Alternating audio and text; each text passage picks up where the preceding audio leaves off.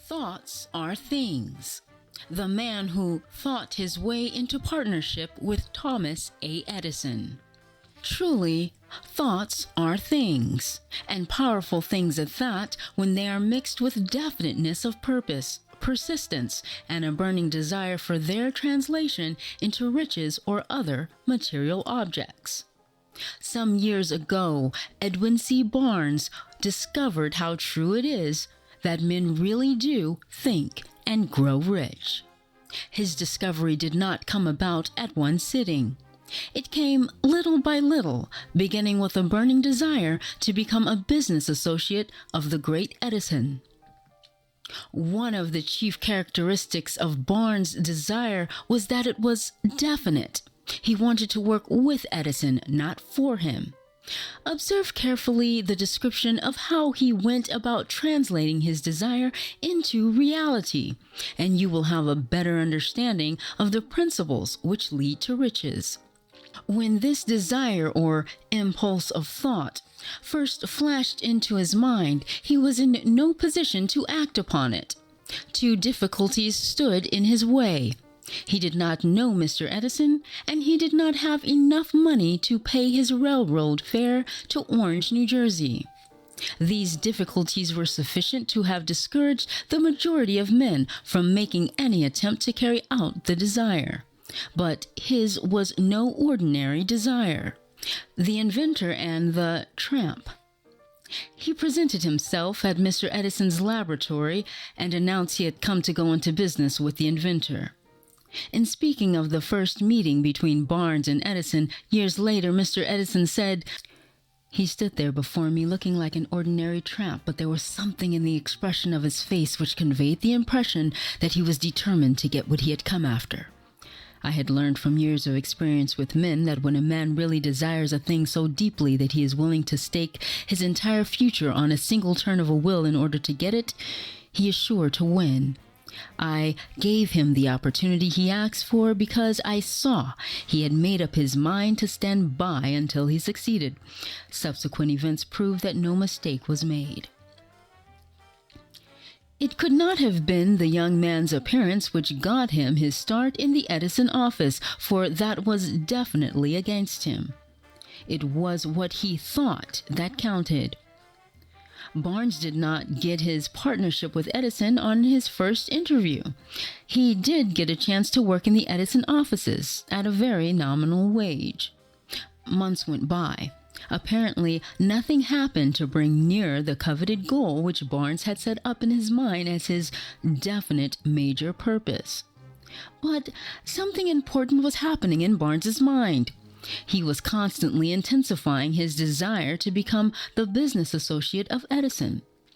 Psychologists have correctly said that when one is truly ready for a thing, it puts in its appearance.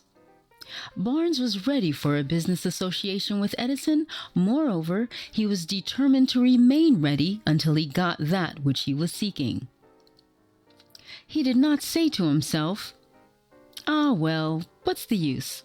I guess I'll change my mind and try for a salesman's job." But he did say, "I came here to go into business with Edison, and I'll accomplish this end if it takes the remainder of my life." He meant it. What a different story men would have to tell if only they would adopt a definite purpose and stand by that purpose until it had time to become an all-consuming obsession. Maybe young Barnes did not know it at the time, but his bulldog determination, his persistence in standing back of a single desire, was destined to mow down all opposition and bring him the opportunity he was seeking. Sly disguises of opportunity. When the opportunity came, it appeared in a different form and from a different direction than Barnes had expected. That is one of the tricks of opportunity.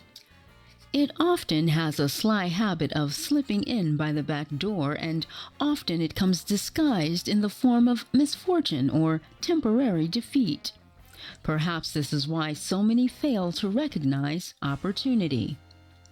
Mr. Edison had just perfected a new office device, known at the time as the Edison dictating machine. His salesmen were not enthusiastic over the machine. They did not believe it could be sold without great effort. Barnes saw his opportunity. It had crawled in quietly, hidden in a queer-looking machine which interested no one but Barnes and the inventor. Barnes knew he could sell the Edison dictating machine. He suggested this to Edison and promptly got his chance.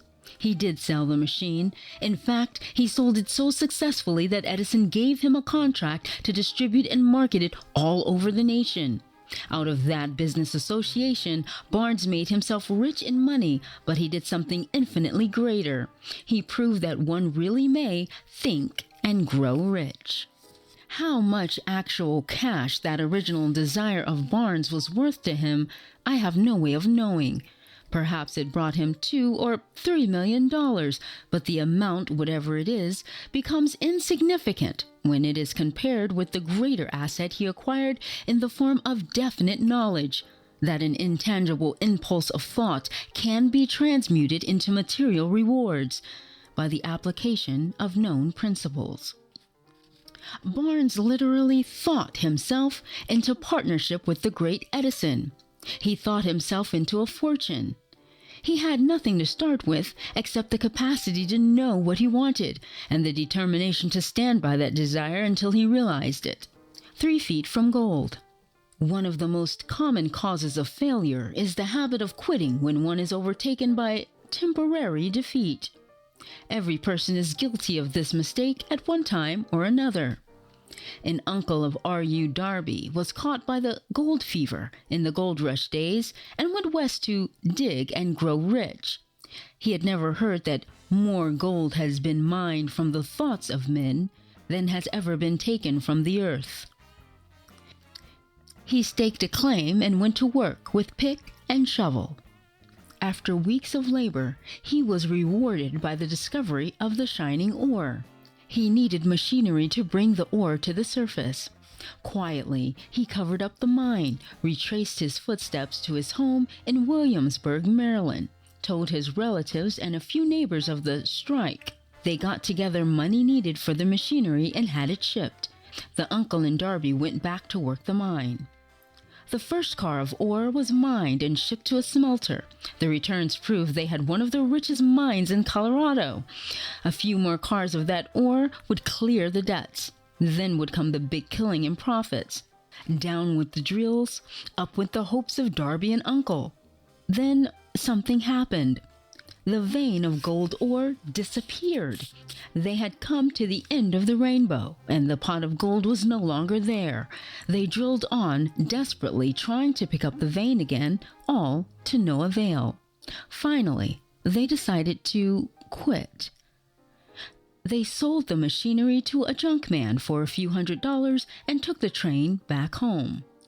The junk man called in a mining engineer to look at the mine and do a little calculating. The engineer advised that the project had failed because the owners were not familiar with fault lines. His calculations showed that the vein would be found just 3 feet from where the Darbys had stopped drilling. That is exactly where it was found. The junkman took millions of dollars in ore from the mine because he knew enough to seek expert counsel before giving up. I will never stop because men say no. Long afterward, Mr. Darby recouped his loss many times over when he made the discovery that desire can be transmuted into gold. The discovery came after he went into the business of selling life insurance. Remembering that he lost a huge fortune because he stopped 3 feet from gold, Darby profited by the experience in his chosen work by the simple method of saying to himself, I stopped 3 feet from gold, but I will never stop because men say no when I ask them to buy insurance. Darby became one of a small group of men who sell over $1 million in life insurance annually. He owed his stickability to the lesson he learned from his quitability in the gold mining business. Before success comes in any man's life, he is sure to meet with much temporary defeat and perhaps some failure. When defeat overtakes a man, the easiest and most logical thing to do is to quit. That is exactly what the majority of men do. More than 500 of the most successful men this country has ever known told the author their greatest success came just one step beyond the point at which defeat had overtaken them. Failure is a trickster with a keen sense of irony and cunning. It takes great delight in tripping one when success is almost within reach. A 50-cent lesson in persistence. Shortly after Mr. Darby received his degree from the University of Hard Knocks and had decided to profit by his experience in the gold mining business, he had the good fortune to be present on an occasion that proved to him that no does not necessarily mean no. One afternoon he was helping his uncle grind wheat in an old-fashioned mill. The uncle operated a large farm on which a number of colored sharecrop farmers lived. Quietly, the door was opened, and a small colored child, the daughter of a tenant, walked in and took her place near the door. The uncle looked up, saw the child, and barked at her roughly. "What do you want?" Meekly the child replied, "My mammy say send her 50 cents. "I'll not do it," the uncle retorted. "Now you run on home." "Yes, sir," the child replied, but she did not move. The uncle went ahead with his work, so busily engaged that he did not pay enough attention to the child to observe that she did not leave. When he looked up and saw her still standing there, he yelled at her, "I told you to go on home. Now go, or I'll take a switch to you." The little girl said, "Yes, sir," but she did not budge. The uncle dropped a sack of grain he was about to pour into the mill hopper, picked up a barrel stave, and started toward the child with an expression on his face that indicated trouble. Darby held his breath. He was certain he was about to witness an assault. He knew his uncle had a fierce temper. When the uncle reached the spot where the child was standing, she quickly stepped forward one step, looked up into his eyes, and screamed at the top of her shrill voice, "My mammy's got to have that 50 cents. The uncle stopped, looked at her for a minute, then slowly laid the barrel stave on the floor, put his hand in his pocket, took out $50 and gave it to her. The child took the money and slowly backed toward the door, never taking her eyes off the man whom she had just conquered. After she had gone, the uncle sat down on a box and looked out the window into space for more than 10 minutes. Mr. Darby, too, was doing some thinking. That was the first time in all his experience he had seen a colored child deliberately master an adult white person. What happened to his uncle that caused him to lose his fierceness and become as docile as a lamb? What strange power did this child use that made her master of the situation? These and other similar questions flashed into Darby's mind, but he did not find the answer until years later when he told me the story. Strangely, the story of this unusual experience was told to the author in the old mill, on the very spot where the uncle took his whipping. The strange power of a child. As we stood there in that musty old mill, Mr. Darby repeated the story of the unusual conquest and finished by asking, "What can you make of it? What strange power did that child use that so completely whipped my uncle?" The answer to his question will be found in the principles described in this book. The answer is full and complete. It contains details and instructions sufficient to enable anyone to understand and apply the same force which this little child accidentally stumbled upon. Keep your mind alert and you will observe exactly what strange power came to the rescue of the child. You will catch a glimpse of this power in the next chapter. Somewhere in the book, you will find an idea that will quicken your receptive powers and place at your command for your own benefit this same irresistible power.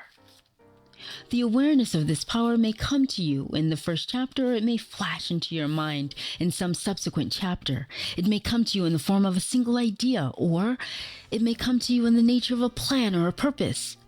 Again, it may cause you to go back into your past experiences of failure or defeat and bring to the surface some lesson by which you can regain all that you lost through defeat. After I had described to Mr. Darby the power unwittingly used by the little colored child, he quickly retraced his 30 years of experience as a life insurance salesman and frankly acknowledged that his success in that field was due in no small degree to the lesson he had learned from the child.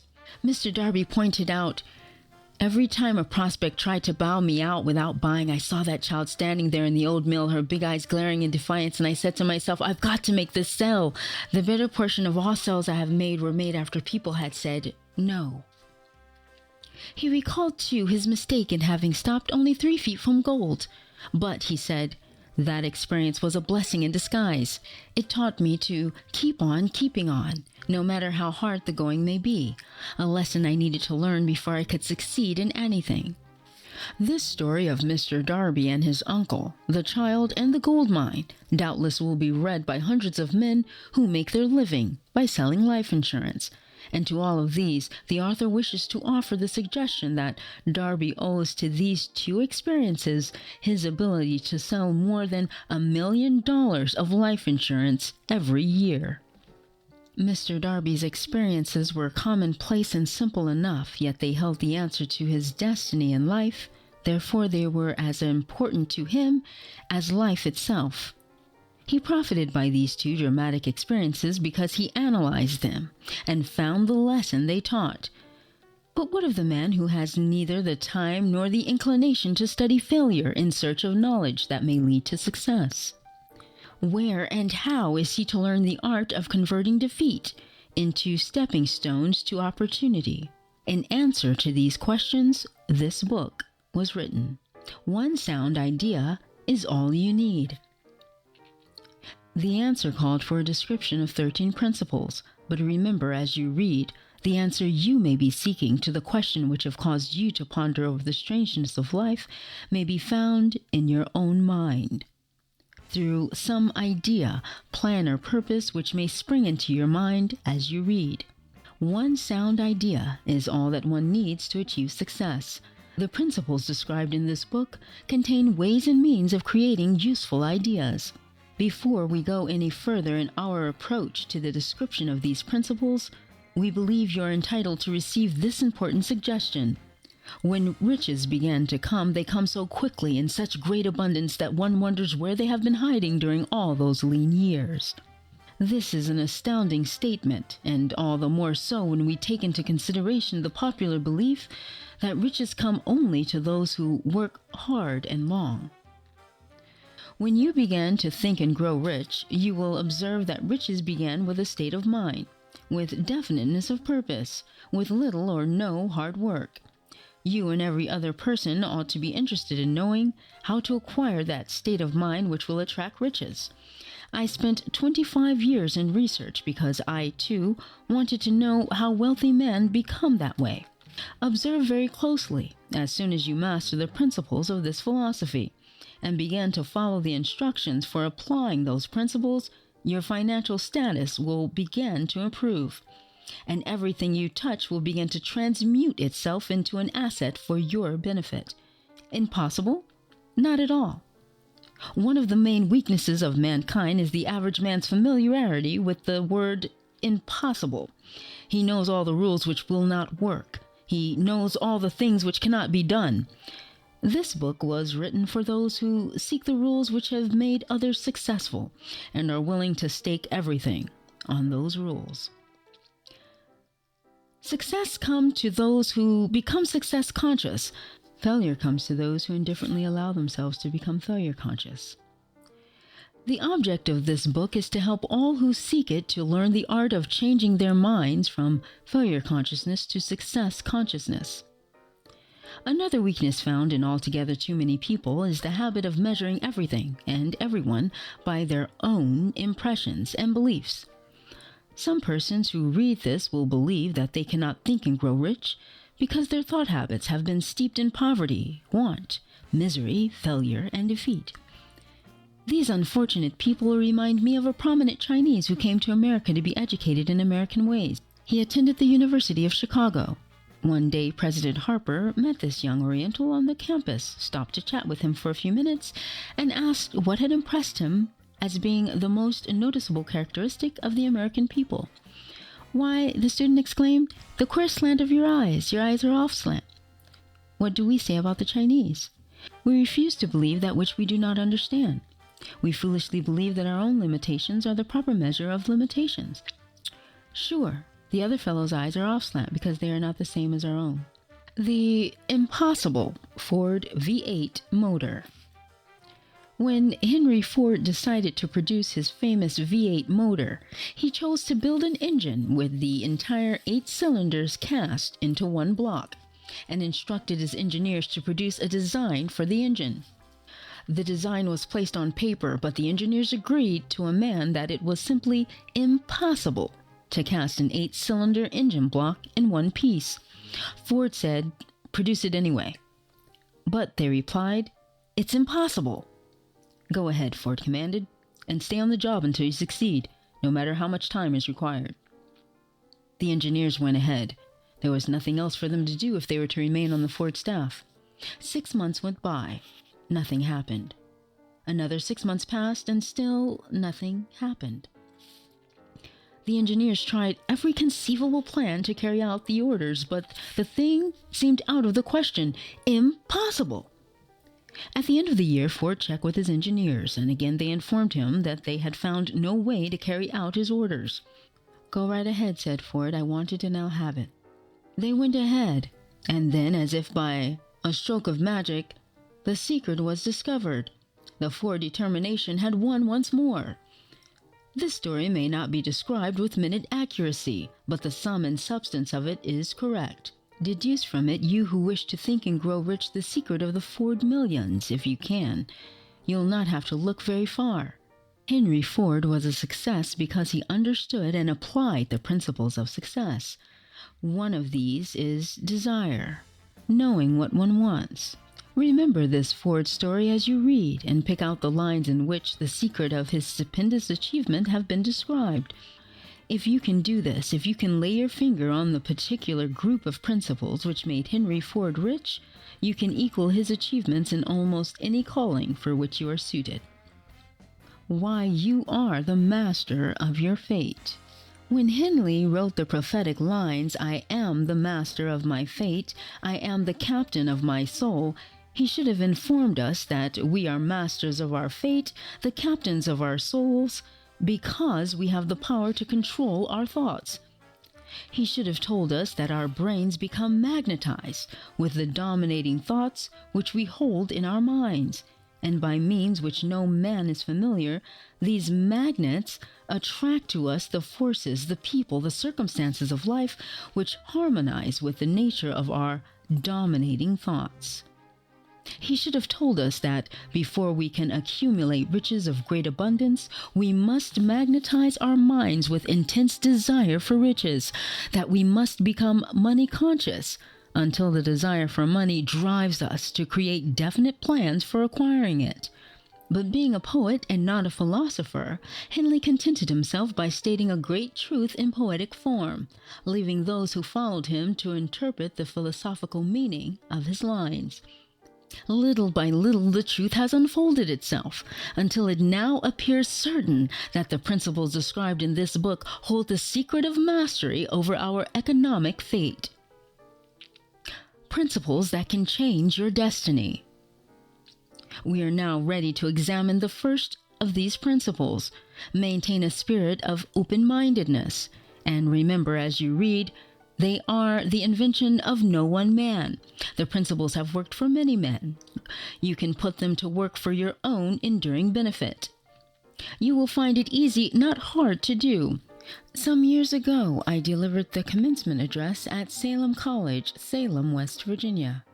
I emphasized the principle described in the next chapter with so much intensity that one of the members of the graduating class definitely appropriated it and made it a part of his own philosophy. The young man became a congressman and an important factor in Franklin D. Roosevelt's administration. He wrote me a letter in which he so clearly stated his opinion of the principle outlined in the next chapter that I have chosen to publish his letter as an introduction to that chapter. It gives you an idea of the rewards to come. My dear Napoleon, my service as a member of Congress having given me an insight into the problems of men and women, I am writing to offer a suggestion which may become helpful to thousands of worthy people. In 1922, you delivered the commencement address at Salem College when I was a member of the graduating class. In that address, you planted in my mind an idea which has been responsible for the opportunity I now have to serve the people of my state and will be responsible, in a very large measure, for whatever success I may have in the future. I recall as though it were yesterday the marvelous description you gave of the method by which Henry Ford, with but little schooling, without a dollar, with no influential friends, rose to great heights. I made up my mind then, even before you had finished your speech, that I would make a place for myself no matter how many difficulties I had to surmount. Thousands of young people will finish their schooling this year and within the next few years. Every one of them will be seeking just such a message of practical encouragement as the one I received from you. They will want to know where to turn, what to do to get started in life. You can tell them because you have helped to solve the problems of so many, many people. There are thousands of people in America today who would like to know how they can convert ideas into money, people who must start at scratch without finances to recoup their losses. If anyone can help them, you can. If you publish the book, I would like to own the first copy that comes from the press, personally autographed by you, with best wishes. Believe me, cordially yours, Jennings Randolph.